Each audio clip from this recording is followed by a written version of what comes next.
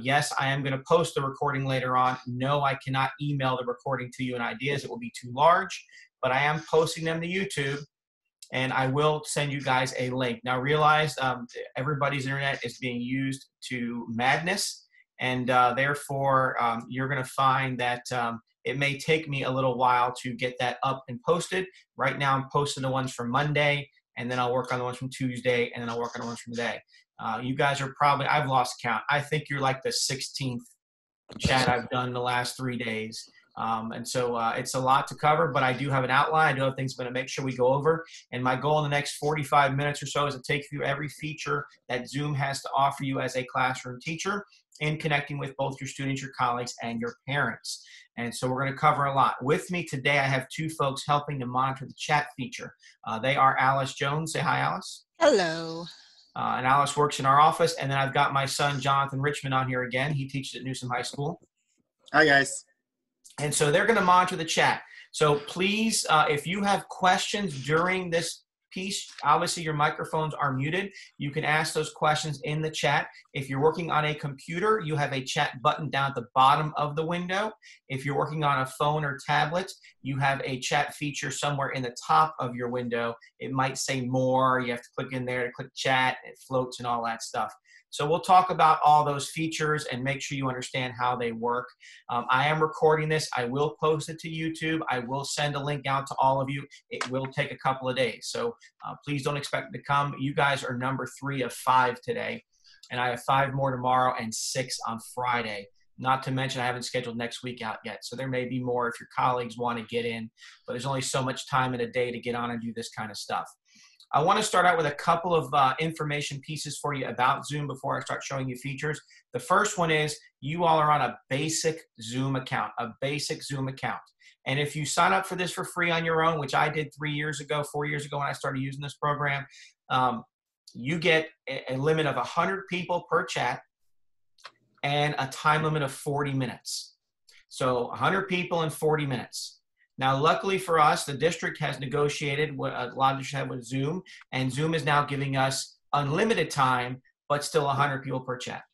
So when I log into my district account later, I'm not on my district account right now. I teach with Florida Southern College on the side, and they have bought me a pro account, which is why there's 144 of you, and we're over 100 people. You won't be able to put more than 100 on your chat, but I can because I have a pro account through Florida Southern I'm using.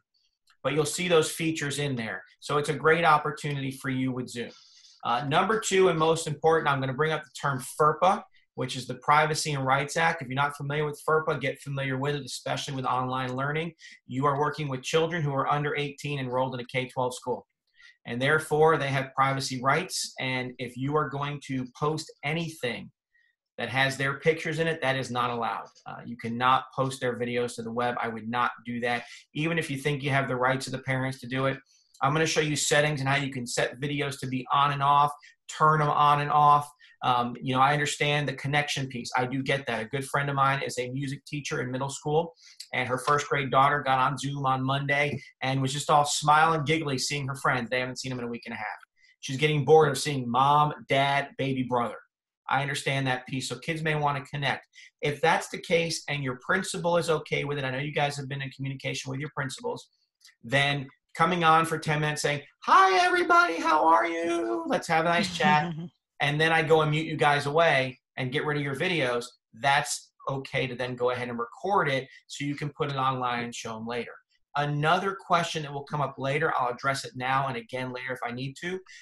Teachers, you can sit in front of Zoom with no participants, do everything I'm about to do, and record it, and then post it online as well. And that way you can have a conversation with your students face-to-face if you want to. That's entirely up to you. But remember, when it comes to this process, your kids, your students may be one of 3 or 4 or 5 kids in the house. They only have 1 or 2 devices. Your kids may have a parent at home that has to work on a device as well. So you may have to be flexible with things. We're telling folks if you're used to having like a 50-minute class period or 47 or an hour for math, cut it in half. Plan for 30 minutes. Don't plan for an hour. Your students have other teachers or other subjects they have to focus on. And our goal here is to really give them something to do while they're not here and continue their learning. and hopefully develop them to be some more self-sufficient learners, which I know we all know that's an issue, right? Kids being self-sufficient learners sometimes, especially in today's day and age where this is their best friend. All right. So with that, we're going to go ahead and get started, and I'm going to show you several things. And again, Alice and Jonathan will be monitoring that chat for me and answering your questions. I'm going to be sharing my screen a whole lot with you. I will show you how to do this later, but to show you the things I need to show you, I have to share my screen with you. So the first thing we're going to do is we're going to go to the Clever website. And I'm sure over the last couple of days, you've become quite familiar with the Clever website and logging in there. So I'm going to log into my Clever website. I'm going to log in with my Active Directory. Oh, they added new directions there. Did you see that, Jonathan? Yes. Directions. Yeah. Lawson number at hcps.net is your login, and it's your district password. I'm going to click sign in. I have multiple logins because I'm a district administrator, so I'm going to click teacher so it looks like yours does. And then this, ladies and gentlemen, is my Clever dashboard. If you haven't been here before, this is what it looks like. You may or may not have this favorite section done already. All favorites it's a place for me to store the apps I use most often. Last spring, I was teaching 5th grade students at James Elementary. So obviously, iReady, Khan Academy, Typing Club are all things to do with my students. I have since favorited Zoom as well. But if you don't have it yet favorited, you will find it all the way down here at the bottom of the page under More Apps. And here is that Zoom piece. Now, they're adding new stuff here every day, new resources for us.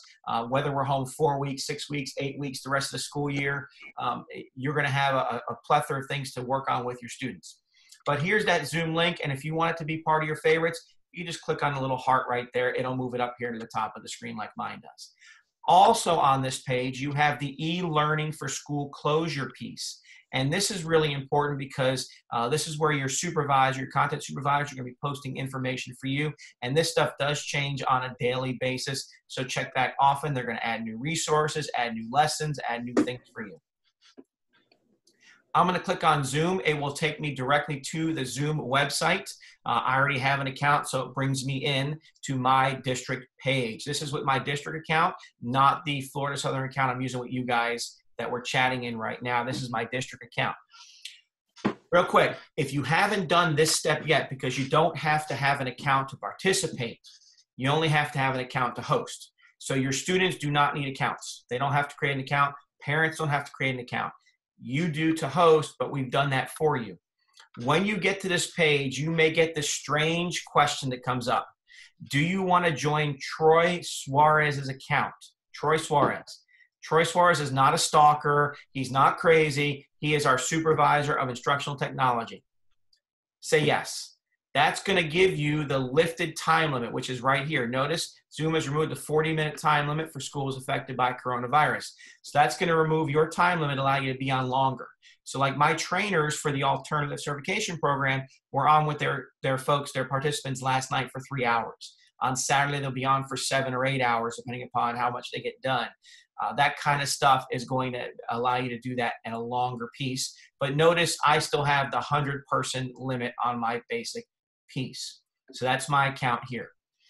On this page, I want to share with you really 3 sections that are going to be the most beneficial to you.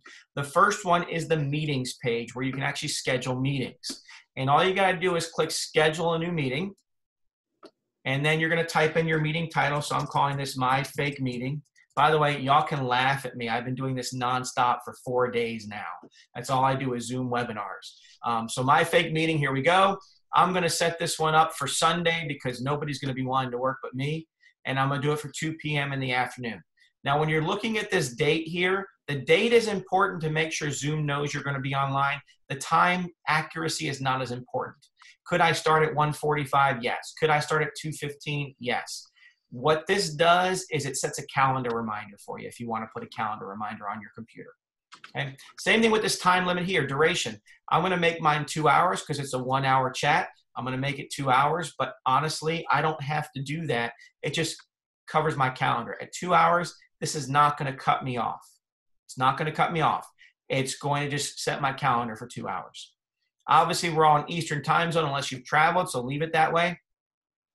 Recurring meeting depends on you. Now, let me give you an example. If you are a first grade teacher and you want to get on with your students and do math every morning at 8 a.m., you might want to set up a recurring meeting so you don't have to keep sending out invites every day.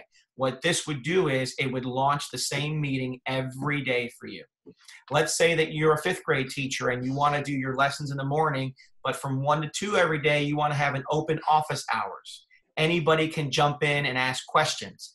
You might set up the reoccurring meeting. You're a high school teacher, like Jonathan is. You're doing stuff in the morning with the kids instructionally. In the afternoon, you set up office hours. Same kind of thing. That's the recurring meeting if you want the same meeting every single day or every week or anything like that.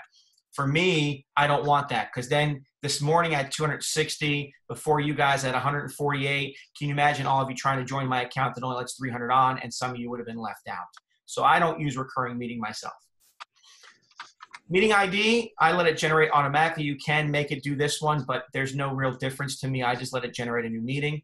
Password, I like the password only because the nature of what I do, I don't want to let people in who don't have the right information.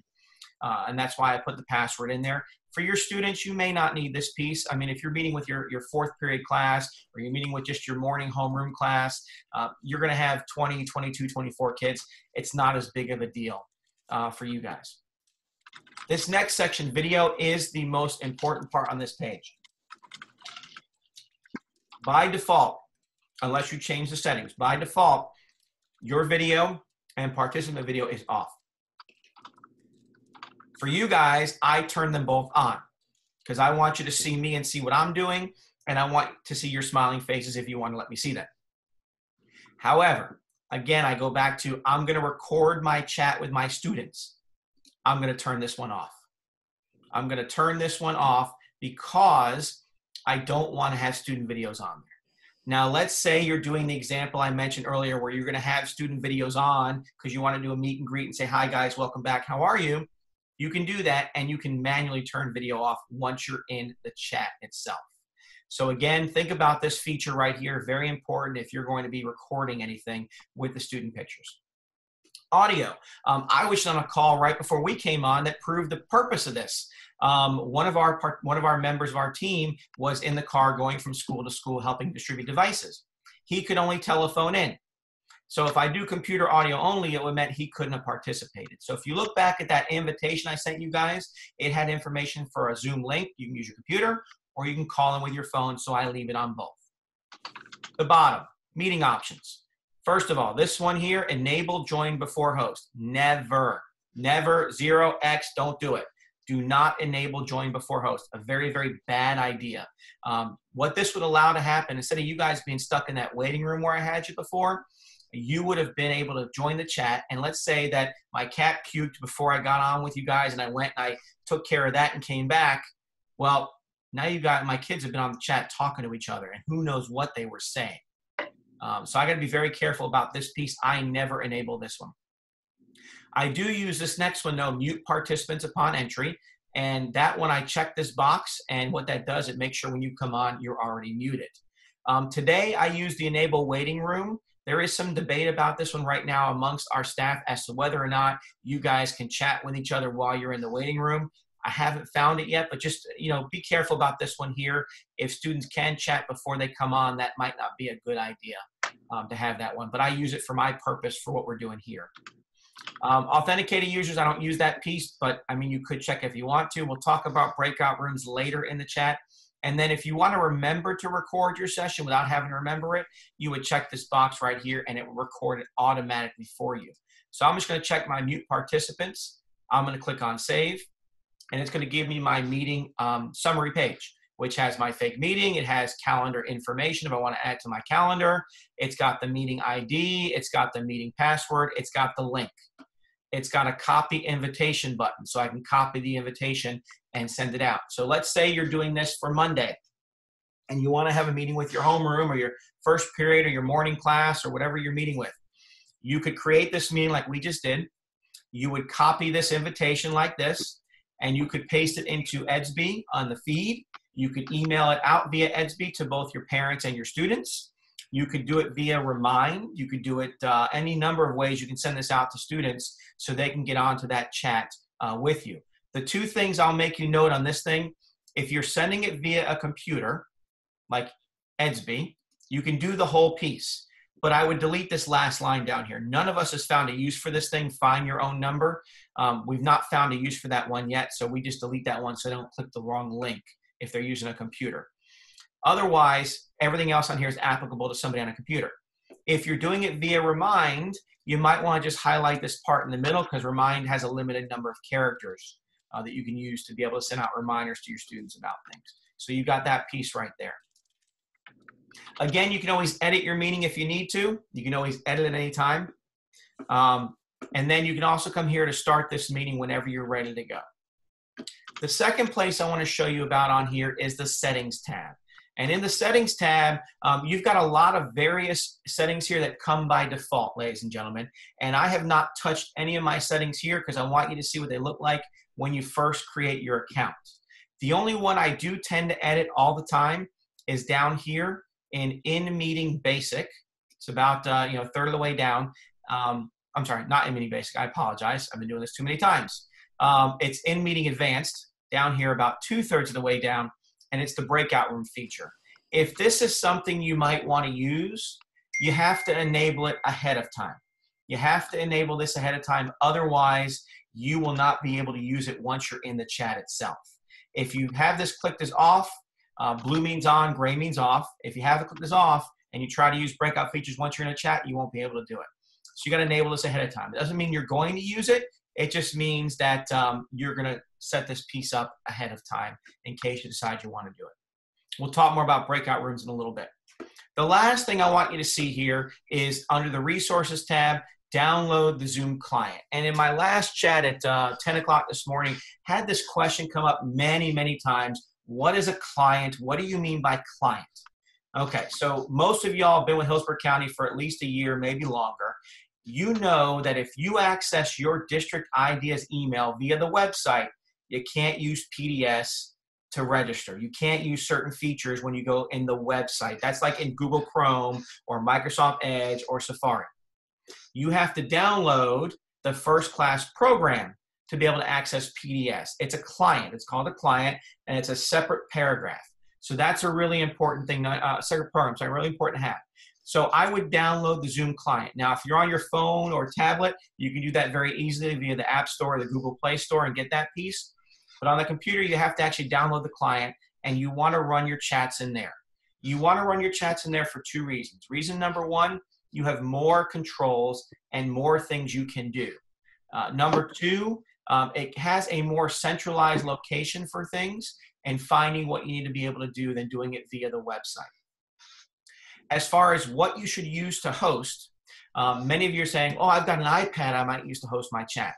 You can do that. I've done it. I might use my iPhone to host my chat. You can do that. I've done that too. However, I highly recommend that you do your chats via a computer interface if possible when you're hosting.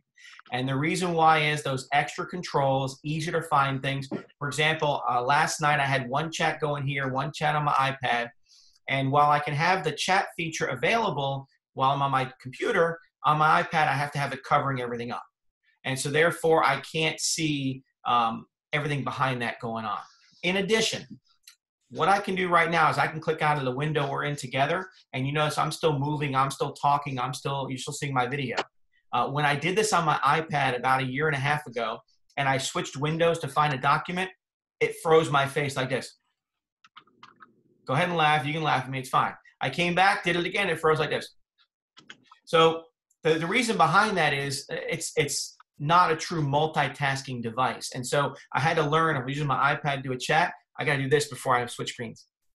And that way it catches me in a smile as opposed to some kind of strange, goofy face, which you're going to see in some of my screenshots today. I'm making a strange, goofy face because I was just capturing them all together.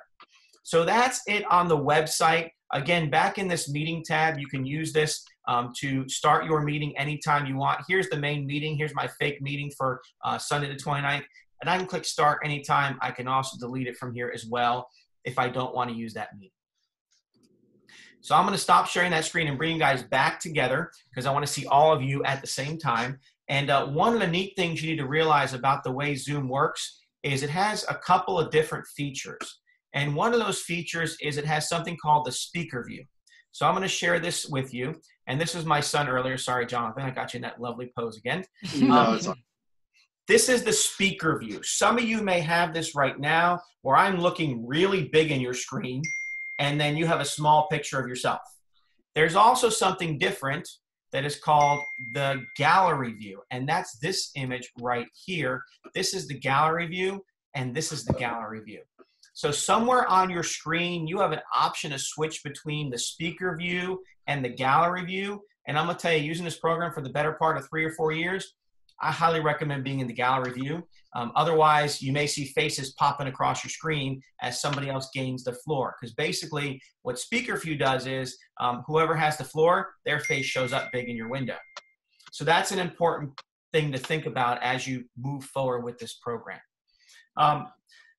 I mentioned I'm going to share a lot of screenshots with you. That's what I'm going to do now. I'm going to go through a series of screenshots and show you various things that you can do with this program. I first want to explain every menu to you so you know what they do. So this is my view. This is what I see when I look at my screen right now. I see what looks like a Brady Bunch, basically. I have a bunch of menus down here. You can tell it's recording up here. And I happen to have the participants window open in this particular view. First of all, on the left-hand side, you have the mute button and the stop video button. The mute button controls your sound settings. It might be your microphone, it might be your speakers, it could be both. So if you have to adjust any kind of settings on that, that's what the mute function is for. The video function, that's all about your video and your video only. So it could be the camera you're using, it could be a virtual background. I'm gonna show you guys in a minute, anything like that. Understand that these two items right over here, mute and stop video, are only about you and your device you're using. They are not about anything else or any participants. Next, you have the invite button. Let's say I started a chat without doing that fancy thing online I showed you and sending the invitation out ahead of time. I can actually invite people this way with a link. Manage participants. I'm going to spend some time on that in a moment. That's a window where you can manage who's in your chat. Here's an example of it right over here. These are all the people that were in my chat. I think Monday morning we had 90 some odd people. Sharing screen, that's how I'm sharing images with you right now, as I can share anything on my screen. Chat, I had you guys open the chat feature. I'll show you some pieces behind that as well. The stop, start, pause recording piece. This is, again, if I want to manually do the recording, because let's say I want to come on and have a welcome back and let's have a conversation, hello everybody, video chat with my students, and then I want to stop their video and go ahead and record. And then we'll talk about breakout rooms as well and how you could potentially use that. There's a reaction piece for like thumbs up and stuff like that. Some of you will figure this piece out. And then I have an end meeting and you guys have a leave meeting. So that's my main view and what I see. What I want to show you first is the mute options. And I've done some screenshots on both a Windows machine and a Mac, because I work off a Mac and I have dark mode, which is why everything on my screen looks black in the background, because it's dark mode. I don't like all the bright colors Windows tends to use. So therefore, this is a Windows screen of the microphone button when I click this little up arrow next to it. And I get all these options to change whatever speaker I'm using. If I have internal, external speakers, I could have an internal microphone, external microphone. I might want to test my stuff. I might want to, change my audio settings. That's going to be all in this menu. The only difference between the Windows version and the Mac version is the color of the screen and the order of the icons. For example, this is the video one on my Mac. So notice it's got that darker background, and I have 3 options on what camera I want to use. I only have 1 camera, but you may have a phone or a device with more than 1 camera. I can choose a virtual background. I'll show you guys that in just a moment, and I can change my video settings. Now, the only difference between this one and the Windows version is, again, the color of the background, and they flip the icons here, videos above virtual background. That's the only difference.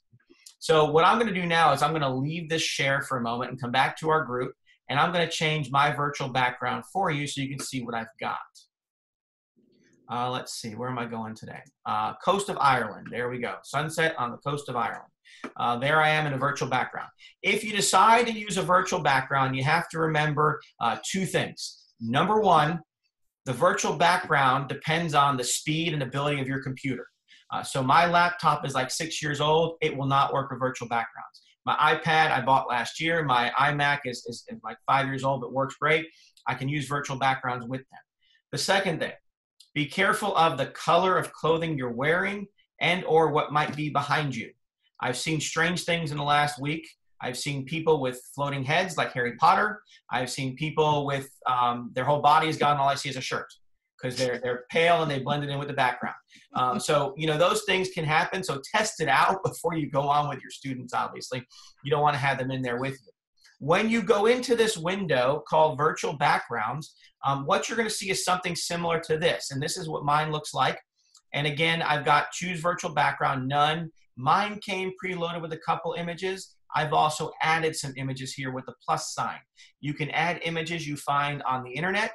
You can add images you find on your own camera. So the one behind me is one I took.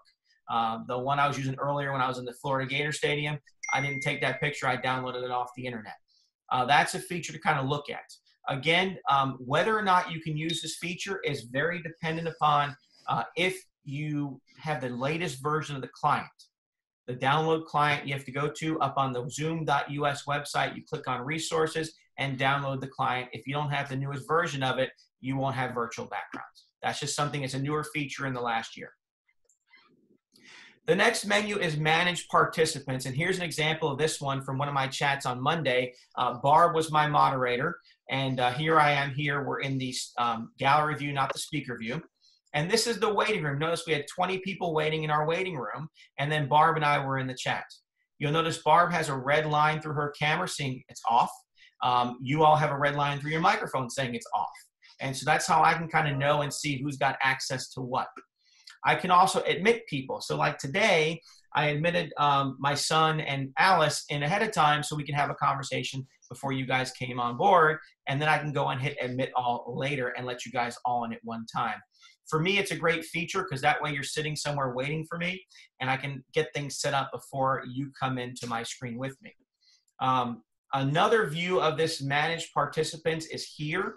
And this is, notice there's a mute all and an unmute all. So you could do this with your students. You could have them all muted at one time and unmute them at a later time just by using the manage participants button. You won't see that right now. It's only on my screen as the host.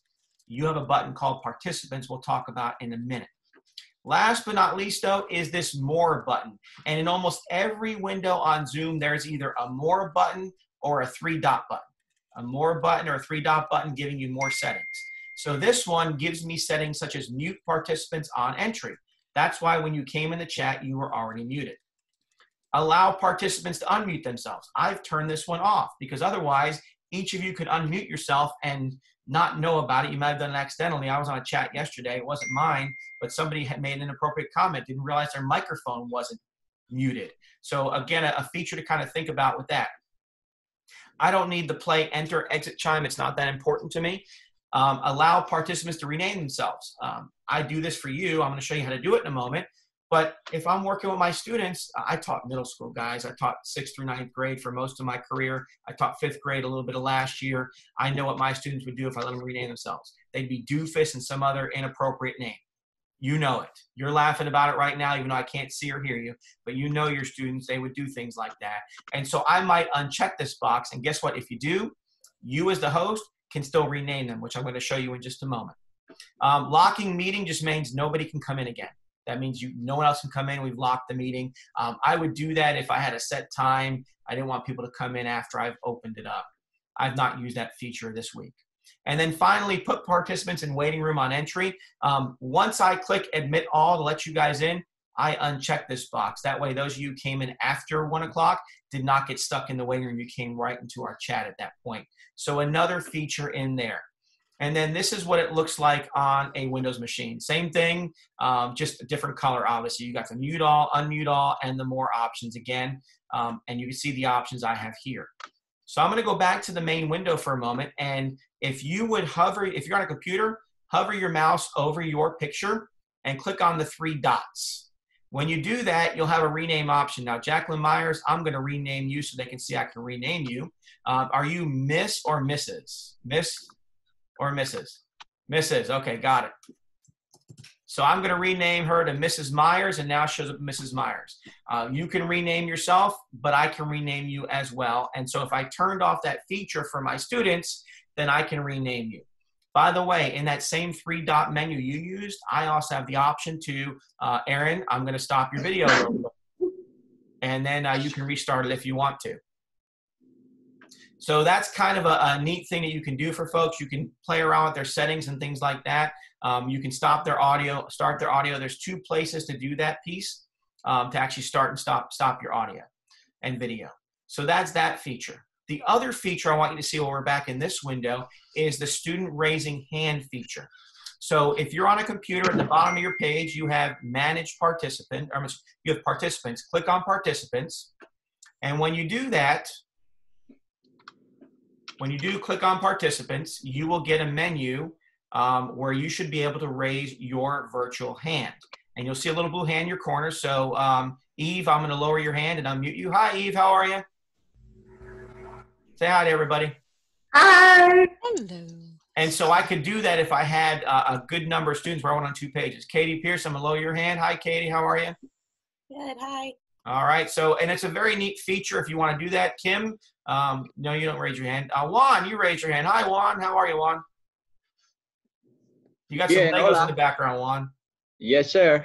I like it. So another neat feature you can use if you want to use the hand raising feature with your students, and it then allows you to manage them coming in and out of talking, as opposed to you letting them all unmute at the same time or all mute at the same time. It's kind of like a really neat thing to do there. I'm going to go back to my screen share now with you guys. We're going to go to some other settings. By the way, this is what the hand raise feature looks on my side. So when the hand is up, I see a blue hand. When I hover over it, I can click on it to lower their hand. The chat window. Over on the right-hand side, most of you enabled the chat window when you were in that main big window, and there's several features here to play around with. Notice I have this blue box that says everyone. Now as host, I can chat with everyone. I can also chat with you all individually and privately. So let's say that Jonathan Richmond wasn't paying attention, which he's not. I know what he's doing. He's answering the chat on his computer. I can click on that and click just Jonathan and say, Jonathan, are you there? And that way it wouldn't go to everyone. I wouldn't embarrass everyone by doing that. But you can also change the settings for everyone as well, and that's this window right here. Notice here I am messaging Sam Weiss privately, all right, versus everyone. Over here on the right-hand side, you can see participants can chat with no one, host, everyone, everyone, publicly and privately. This is a hierarchical menu, meaning by checking everyone, that includes the host. By checking this one, that includes everything above it. So if I just want you to be able to send a message to me, I click host only. If I don't want you to chat, I click no one. If I want you to be able to chat publicly and with me, I put this one here, and I would never use this feature with students because that would mean they could send messages to each other privately, and who knows what they would say, and we don't want that opportunity to be there. We trust our kids, yes, but you know kids, they push buttons. That's what they do, whether yours or someone else's. So this is something that when you open the chat feature the first time, you can change this. By the way, in the website, in the main settings, you can also change the chat features there permanently. But again, I'm teaching you the various options, so I have not changed mine permanently. Here it is again in Windows. Again, same kind of thing, the 3 dots. And again, you can change it to everyone publicly versus everyone privately. So that's another really neat feature to kind of look at. The next piece is sharing files. Of course, one of the great things about Zoom is your ability to share anything on your computer with students. That would include PowerPoints, it might include a PDF article, it might include a picture, it might include a virtual whiteboard you can all write on. So we're gonna look at that feature next. When I click that share windows in the middle of my screen, this is what I get. I get a window that pops up and shows me my entire desktop, a virtual whiteboard, any devices I connect to that computer regularly, like my iPhone or iPad, and then any windows I have open. So on this Windows machine, I only had one window open, and that's the download center, and that's why this Google Chrome one is showing there. So I could share my whole screen with kids, or I could share just a window or a document. You do have to open the document ahead of time to share it from this space. It's much easier. Have them ready. What I've done and started creating 3 days ago when I was working on the first chat is I created a folder with all the screenshots or all the documents I wanted to share with you guys. And that way all I gotta do is click on it and open it and I can share it. Here it is on my Mac. And again, you can see I have a lot more running on my Mac than I did on my Windows machine. So I could share my desktop with you. I could share my email with you. I could share what I'm doing in Word with you. Anything that's open, I can share with you, and we can work on together. So we're going to go look at that now. I'm going to close this window, and I'm going to share with you guys now what's called the virtual whiteboard. And before I do that, I've got to share one more document that can help you see what you're going to do. When your virtual whiteboard opens up in just a moment, you're going to see your menu kind of look like this. And you're going to see this little menu at the top with a view options. When I click on view options, I have an option for annotate. So you're going to be able to actually write on my screen when I show this virtual whiteboard, and we'll be able to collaborate together for a minute. So let me open that up for you. And you'll see I can text. I can write in 2 + 2 =. I can write answers. I can put some stamps on there. And as you do that, go up to the top of your screen, click on View Options and Annotate. You're going to find that you're going to be able to also write on this screen at the same time. So I'll give you guys a minute to play with that.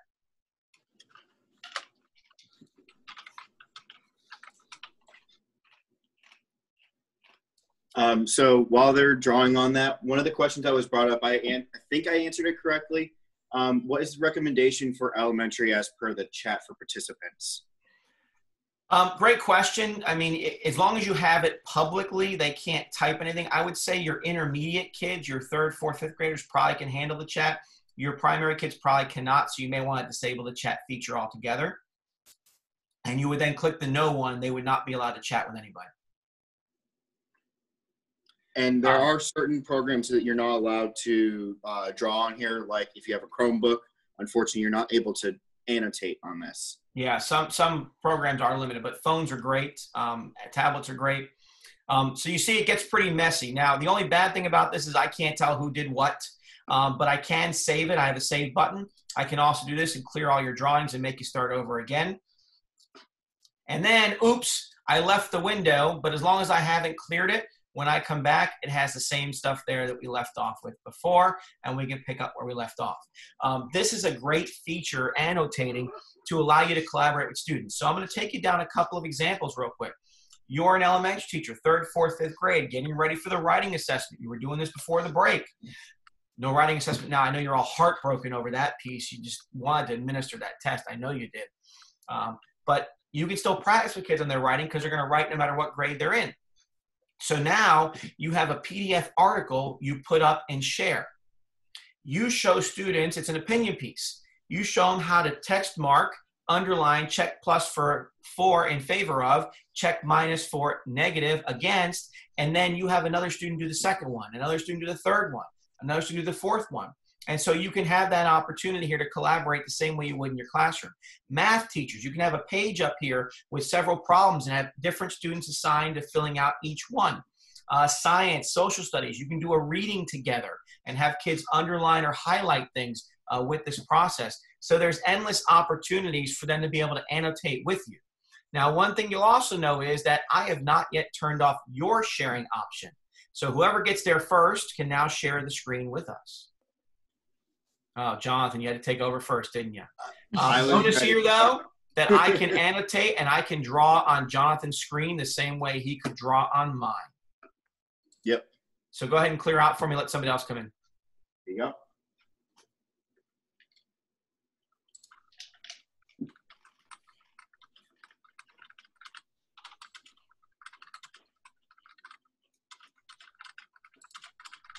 So again, we've got a share there. We're looking at different things. You got your schedule. I love it. That is so creative. And now we wrote all over it. The good news is when you leave, it won't be on your actual PowerPoint. All right. Exit out for us if you would. Click on Stop Share.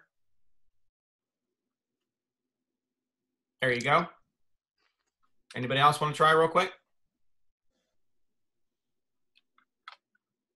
Go ahead. Whoever gets there first. Going once, going twice. Oh, there you go. Jennifer's got it. And she's showing us Google. We're going to learn how to use resources. A great piece there as well. So great examples there. Go ahead and exit out for us if you would. Just click on stop share. It'll be at the top of your screen. Renee, to answer your question where the share button is, it depends on whether you're on a mobile device or a desktop. If you're on a desktop, it's going to be at the bottom of your window. If you're on a mobile device, it's going to be at the top. It's usually green. It'll say share content or share. All right, so I just disabled that feature for you guys so you can't share now. So you can do that as well. Those same pop-up menus are all over this place of where you can share things with and without folks. The last thing I want to show you feature-wise is the breakout room. And so we're going to go into that, and I'm going to show you kind of how that works and give you some options as to use it. So you have if you enable the breakout feature like I did on the website, you get this breakout piece right here. And when you click it, you get something like this. Now you've got two options here. Option one is I've got 140 some odd of you, I think, in this chat. There's no way I'm manually going to separate you. So I set it up as automatic, and I'll make you in a certain number of groups.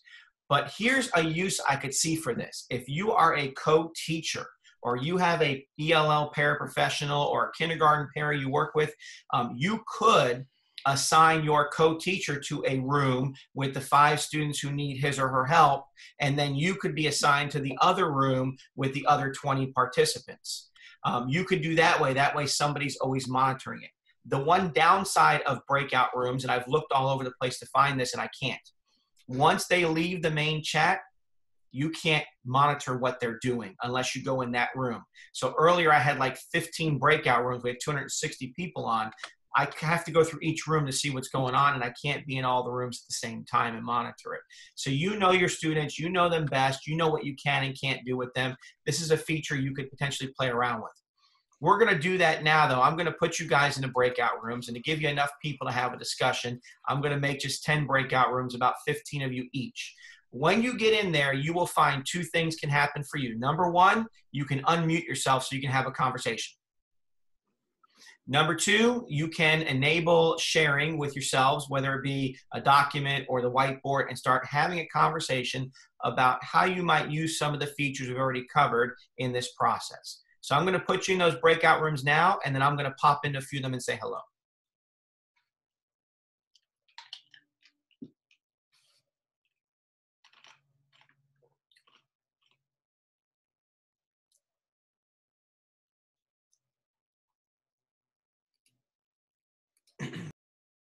Guys. Hello. You can't see me. How are you guys? Good. Hey guys. Just popping in to say hello. Yes, sir. Hello. Got it. Hey, everybody. Bye, breakout room 2. Hi, Scott. Bye, breakout room 2. Okay. Hello, breakout room 3. Hey. How are you? Did y'all figure out how to unmute yourselves? I'm on several breakout rooms. All right, I'm going somewhere else. I'll see you back in a few minutes. They give you 1 or 2 and then you add pictures. Hello, breakout room 6. Yes. Hi. I'm just stopping to say hello. I'm going to go visit one more, then I'll pull you guys back. Okay. Thank you. Get on. Hello, breakout room 8. Hello. Hi. Hi. Here we are. All right, I'm going to bring you guys back now in just a minute, okay? Okay.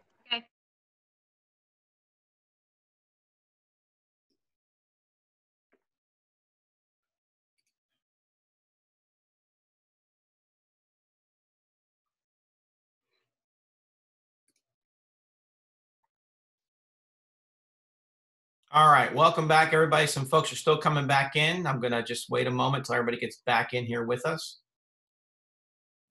Jonathan, there you go. I unmuted you. Perfect.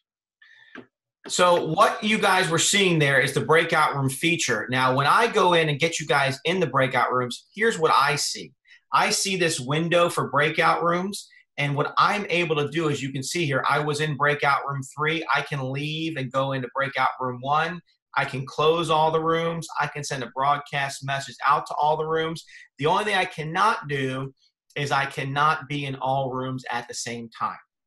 So that's a disclaimer piece to kind of keep you thinking about, hey, how do I really want to use this piece? Is it something I can do? Do I have a co-teacher, co-facilitator, somebody else I can work with? For example, the 2 teachers I'm working with on at James, I've been working with them for last year and this year now. They're doing a morning meeting with their students on Monday, and they're going to invite them all in together, and they've asked me to come too. So we could actually have 3 breakout rooms with 1 adult each, and that way we can have a conversation with the kids individually and say, hey, this is what we're going to be doing, and have a smaller group thing like that. You may not want to do it with your students if you don't have somebody to monitor that piece. So that's a really important thing to kind of think about as well. The last thing I want to show you before I stop the recording that I'm working on is actually where the recordings are stored. So if you decide to record your chat, whether you do it ahead of time in the website or you hit the record button once you get in, when you are done with your chat and you stop recording, it will save it. And it will always save it in your documents folder under a new folder called Zoom. Notice it has all the chats I've recorded, and there's some in here I haven't recorded yet, but here's ours today and nothing is in there. But this is the one I did at 10 o'clock this morning, and notice it gives me an audio file, it gives me the chat in a text file, and it gives me the webinar itself. It calls this Zoom, and I'm able to rename it. So when I'm done with ours today, I'll rename it a Zoom webinar 3/25/2020 at 1 p.m. And I'll be able to upload that to YouTube for you. The nice thing about this is it's an MP4 file. You don't have to know much more about it except to say it's pretty much a universal file. You can upload it to Edsby, you can upload it to YouTube, wherever you want to have that located at, you can upload it for your students to be able to look at and use. So with that, I'm going to stop my recording now. I have a couple more things to do that. Jennifer, police, how did I put you in breakout room so fast? I did the automatic one. I let Zoom do it. Yep. So I'm going to stop.